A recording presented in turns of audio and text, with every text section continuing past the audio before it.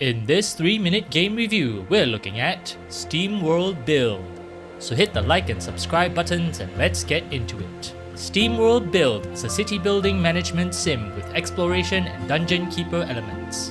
Steamworld Build comes from the genre-hopping series of Steamworld games, and the unique art style and quirky maps and models sets it apart from other games.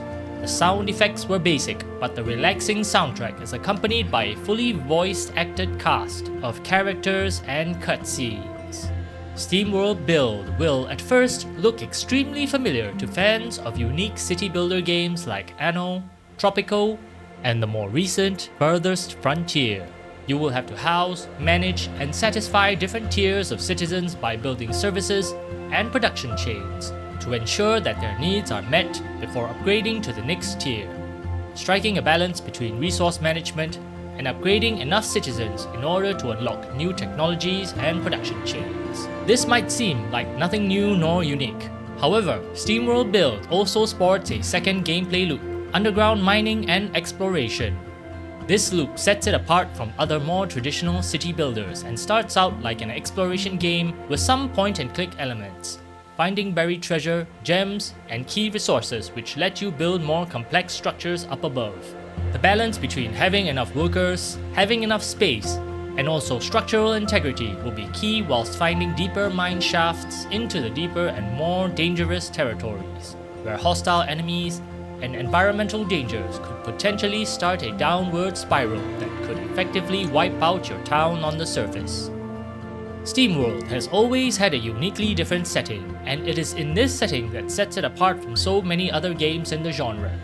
Not to mention the voice acting and variety of characters in its otherwise short story felt refreshing for city builders that typically do not have that much plot. While there are several different map types, these map types only have very slightly different characteristics. The majority of the gameplay loop remains the same, and when I completed the story campaign for the first time, there honestly was not much more that compelled me to replay it or to even try some of the other new maps. With a relatively short main story campaign, as well as rather basic city building elements, Steamworld Build may come across as a very basic reiteration of the genre.